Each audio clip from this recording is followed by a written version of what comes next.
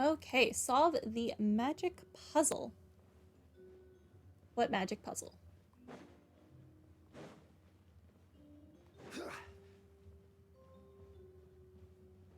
Oh, this magic puzzle. Okay.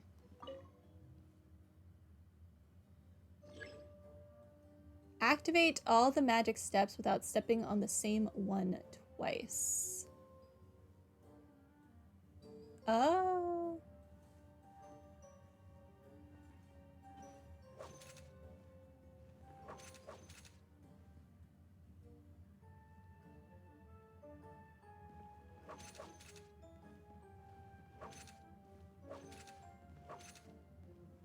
I think I've already messed up. Yeah, I did. Okay. Yeah, I did. Oh, It's fine. seems like we can't step on Okay. the same tile twice. Guess we've got to finish it in one run, huh? Time to see if I can big brain this or not.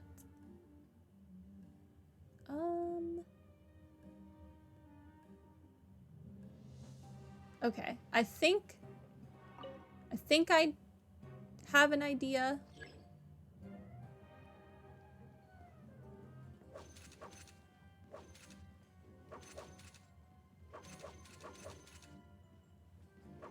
We'll see if it works.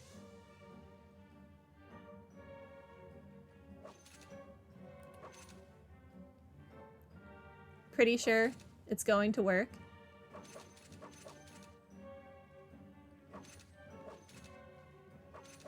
Okay. I have succeeded. I have done a thing.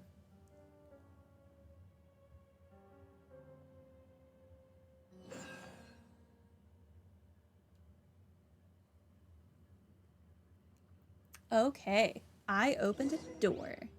Yay. Investigate the hidden room. Can do. Wow.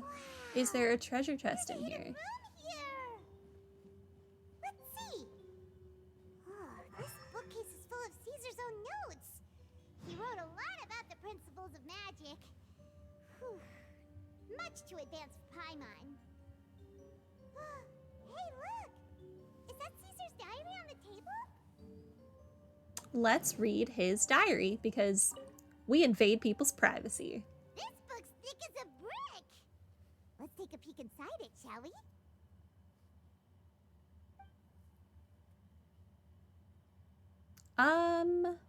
About the wish One of my lists. shows a few days ago, a child asked me how I pulled candy out of my hat. As a joke, I told the kid that the hat has a built-in wish-granting machine.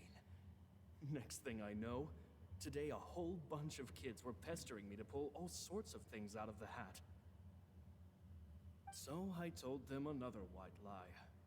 The machine needs time to power up, but in the meantime, you can write your wishes down. Well, they took me up on that offer, enthusiastically. As I write this, I've only just got back from running around all over town, buying the things they wanted. Oh, My legs sore. I wound Caesar, up too good a saving very person. little this month, but that's not a major issue. I now have a bigger problem. How am I going to hide all these things inside my hat? You'll figure it out. About the children studying magic. Children came to talk to me after today's show. I don't know why they were out on their own. They looked much too young to be unsupervised. I do hope they got home safely.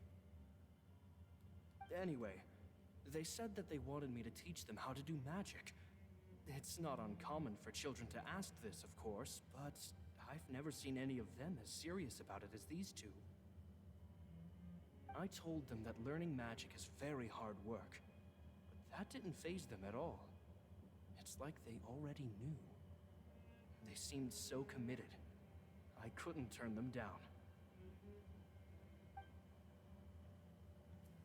About Lorenzo's issues. It seems like something's bothering Lorenzo lately, but he won't open up to me about it. Surely he's not upset that I agreed to teach those two children. I'll have to talk him around. I have a good feeling about those kids. They're naturally talented, and it seems like they're not new to the world of magic. They have all sorts of fantastic ideas. All I'm really doing is helping them develop a more professional standard training plan. They wanted Interesting. to call me master, but I told them they absolutely mustn't. Any magician worth their salt could have taught them what I have. They're the geniuses here. Compared to them, I don't deserve to be called any sort of master. With time, I have no doubt that they could become far greater magicians than I. My only concern is why they're so mature for their age. I fear they've had to grow up too fast. I don't dare to imagine what they must have been through. Gemma thinks so too. She doesn't like being around them. Says that their eyes are too piercing. They don't bother me, but then again, I've never been the sharpest tool in the shed. About the farewell. It's nearly time for me to go on tour. I asked the two kids if they'd like to come with me, but they shook their heads. I once overheard them talking about their father and their mission. Sounds like their parents have other plans for them. I guess we'll be parting ways soon. I'd originally thought he was It's talking only about been 10 Lyney and days since I Lynette, but I first thought met all this them. happened a decade But ago. I think that I've gotten a feel for their personalities now. They're very tough, but also very cautious. And they trust no one but each other. This, I fear, is not a good habit to have. They hide things from me too.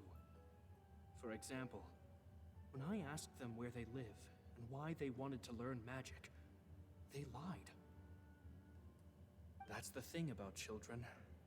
Whenever they're trying to cover something up, it always shows somehow. I Well, can sense that their lives have been hard, possibly even dangerous too. They're not like other children. It's a shame that I can't do more to help them. After thinking things over, I decided to tell them a bit about how I see the world. It's full of lies and falsehoods, and that is why we must find our own truth. P.S. I hope they won't find my nagging annoying. Children are so opinionated nowadays. he wrote a Do them postscript more in his harm own than good for diary. someone they've only known 10 Interesting. days to lecture them like that? P.P.S. Maybe I'm overthinking this. Children aren't interested in grand philosophies. It probably just went in one ear and out the other. I bet they've already forgotten every word I said. Probably not. Oh, Caesar, Caesar. Just mind your own business next time.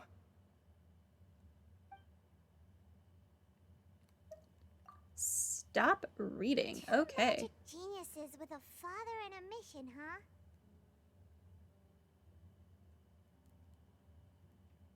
Sounds a lot like he was writing about Lyney and Lynette, don't you think? That's what I said.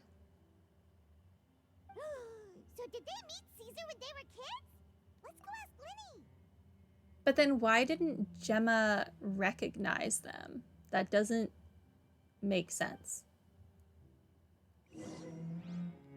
And also, I thought this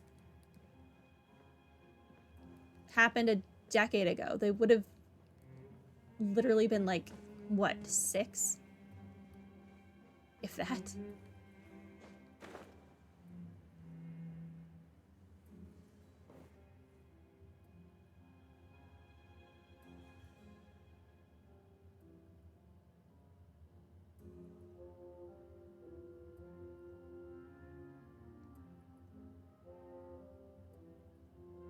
Where do you want to go next? If you'd like to see Liyue's tourist spots, I have a few references. Okay. I do not know why, after like 2 hours, for some reason OBS just decides Boats to are made for disconnect transferring from commodities Twitch. back and forth. But I was in the Boats that middle come across of Liyue this tend to story stay a while. quest. I will splice these So it is where videos many together. things come to settle. I don't I don't know. I'm gonna have to look into that. It started happening yesterday. It's still happening today. Lyney, Shh, hold that thought. As I expected, there's a lot of fishy things going on in this place. fishy? Uh-oh, what have you found? All in good time. Before we go over our new leads, I want to tell you how a high-altitude escape is performed. First, the magician slots themselves into a magic box in full view of the audience. The box is then suspended high in the air, and a short while later, the base automatically opens. At this point, a dummy will fall out of the box, but it looks real enough to grab the audience's attention, and they start wailing and screaming. Meanwhile, the real magician, who has by now blended into the crowd, waits for a good moment to make their appearance and put on a hysterical performance. Oh no! Is that me? Did I just fall to my death? Very vivid description. Paimon can really picture it. And then what? The audience's gaze then turns to the magician, and by the time they realize what's happened, the dummy has vanished, as if everything that just happened was some sort of shared illusion. Of course, that's just how I think the process should work, theoretically speaking.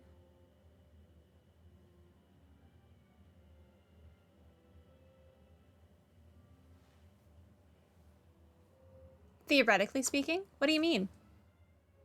The inventor of this trick never performed it successfully. When the box opened, Caesar was the one who fell out, and not the dummy. He fell right to the ground from the highest point of the opera house. No one could hope to survive that fall. Not without a vision, at least. And no one else has ever attempted this trick since. My understanding of how it works is just based on what I could gather from his notes and the relevant gadgets here in his workshop. So Caesar's famous high-altitude escape has never been done, huh? Paimon was about to say how cool it would have been to see it in person, but if it's that dangerous, it's probably for the best that no one else tries to do it. Wait a second. So if a dummy's supposed to drop out of the box, then where does the real magician go? How does he get out?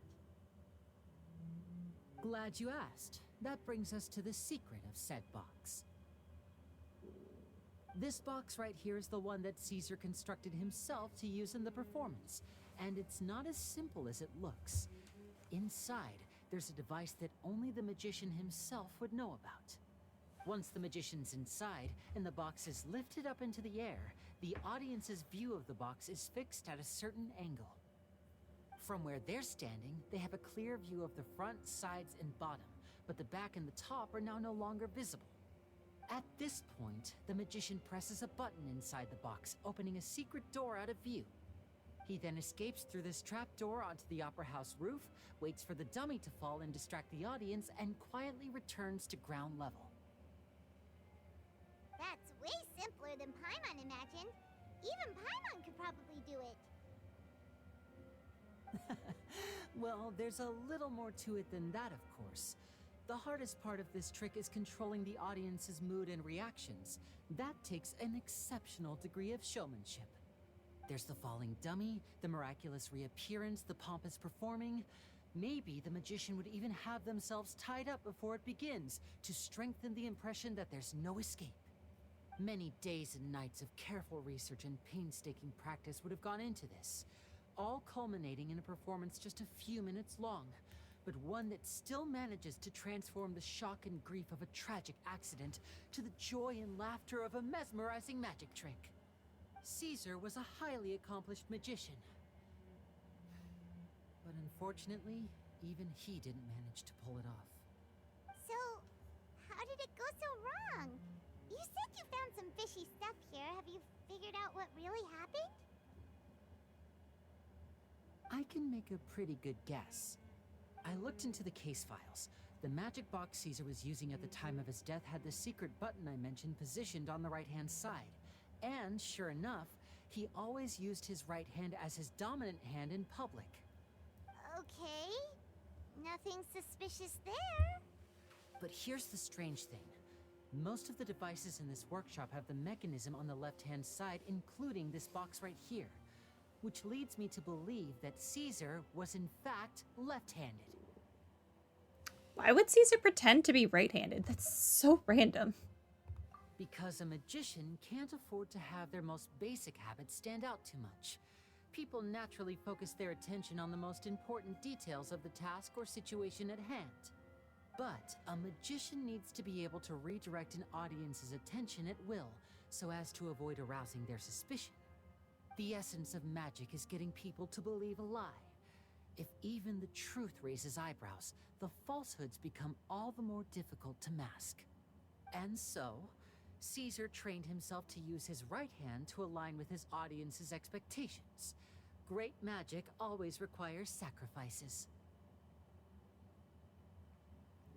But in his most stressful and nerve-wracking moments, and when no one was watching, reflex would kick in and he'd use his left hand. That's why he set his gadgets with the mechanism on his left. Maybe someone exploited that fact against him? Exactly. I think that's likely what happened.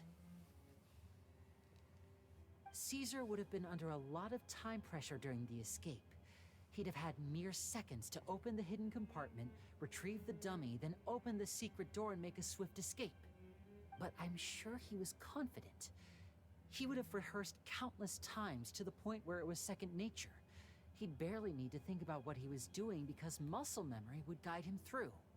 So he opened the compartment, took out the dummy, checked everything was in order, and then went to leave. With his left hand, he reached for the button, and suddenly, his heart skipped a beat. It wasn't there. Much like when you reach for your keys but find your pocket empty, his mind needed a moment to process what was going on. Instinctively, his left hand would keep feeling around for the missing button, maybe for another second or two, until the bottom of the box gave way. With the stakes being as high as they were, just a 2-second delay cost him everything. The authorities would find nothing suspicious and conclude that his death was due to his own error. When in reality, someone switched the boxes, and they did it to murder him. But how would they be able to make the switch without being noticed? That would be difficult to pull off, no? It had to have been It someone he would have to have been trusted. someone who knew that he was left-handed and who could move his props around without arousing suspicion. Someone who was always by his side. Isn't that right, Lorenzo? You just couldn't let sleeping dogs lie, could you? Bum Not a bum lot of people bum. would go to all this trouble for some magician who died 10 years ago. I didn't want to have to do this, you know. Silencing you the hard way just creates more problems for me to deal with. But I gave you your chance. I hoped you'd do what's good for you and back off like the lady, but you disappoint me. You mean Gemma? So you are the one who's been threatening her! Not really that surprising. Yes, although however stubborn she might be, she was never much of a liability. But you people, you never even knew him, but for some reason you just wouldn't drop it. Which is why you can't leave this place alive. Take them out, and make it quick. Do your worst!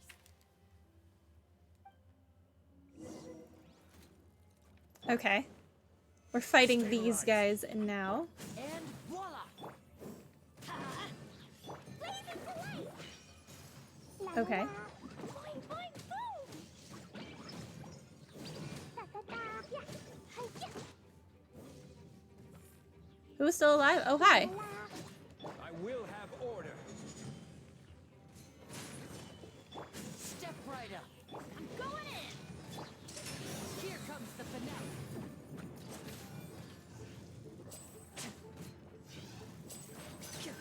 Goodbye.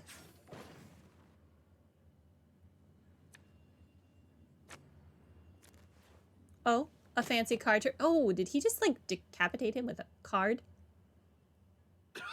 Nope. Just hit him. Oh, you kids Darn. are tougher than you look. Had enough yet, Lorenzo? Your cronies can't help you now. I think it's high time you started talking. And what I'd really like to know is, why did you murder Caesar? If I had a Mora for every time you said that man's name. Of course you idolized Caesar, everyone else did. But I was the real genius magician. Me! He was just an amateur who did cheap tricks for gullible children. I was the one who made magic into the fine art it is today. The aristocrats doffed their hats to me! Okay, like, good for So you? it was jealousy. Jealousy. Hatred, more like. I hated Caesar. All he cared about was his magic. He lived and breathed it. He poured everything into his street performances and his stupid tours like it was just a hobby to him, never bothering to think about Mora. What sort of fool devotes their life to the art of deception and never has a Mora to show for it? But the people loved him, didn't they? Oh, how they looked up to him. No one gave me a second look. All I ever heard was, "Oh, your master's amazing, isn't he?" Amazing. Yeah, so amazing that he was completely broke. Every other apprentice was living it up at their master's expense, but no, not me. I put in all the work, mastered all the skills, and it brought me nothing more than the life I already had. Why should he have to pay for you to have a better what? He's not your father. He was teaching you. It is not his responsibility. Make your own money, you freak. So you killed him? He forbade me from using magic to trick people out of their Mora. As he should. Nothing he hated more than that. And with If you his wanted someone to reputation in accept that, you should Fontaine, have picked a different it was master. too risky for me to go it alone. As long as he was alive, if I dabbled in my own brand of money-making magic, he would expose me, and it would destroy me. I had to kill him. There was no other way. So you killed him He to had to make go. some money. And this was your only motive? It was reason enough. What other motive would I need? Well, I was under the impression that there might have been other factors at play. For instance, maybe you were in love with Gemma, but she was engaged to Caesar. In love with Gemma? Don't be ridiculous. Guess I was wrong about that then. Next question. Are you the Phantom Weasel? I am. Caesar was so strict with me. He insisted that his way was the right way. That the sole purpose of magic was to bring joy to the world. I never bought into any of that. I was more interested in the practical value of magic. Sure enough, it helped me fill my pockets with all kinds of valuable treasures. But I heard that the Phantom Weasel stole from the rich and poor alike. Oh, yeah! Charlotte told us that the weasel would steal whatever people valued, no matter how much it was worth. That's just how it looked from the outside. What would any thief want with second-rate loot? I've only ever targeted high-value items. I stole cheap things as a way of practicing my craft. It was other people's overactive imaginations that conjured up the preposterous image they then dubbed the Phantom Weasel. So that's the You are a story, huh? weasel. Well, I hope you're ready to tell it all over again during your trial. Although that's What kind of choice do I offensive to have? weasels. You're a pack of wolves, and you've got me between your jaws. You've seen what's here, and my last-ditch effort to stop it getting out has failed. What else can I do? So be it. I've enjoyed power and wealth for the last 10 years. If you wanted to know when to find out, you should have just destroyed this place. I wouldn't choose for things to end this way, but I regret nothing. Very well. In that case, I'll contact the guards. Traveler, Paimon, keep an eye on Lorenzo for me. I'll meet you just outside the workshop when I'm back.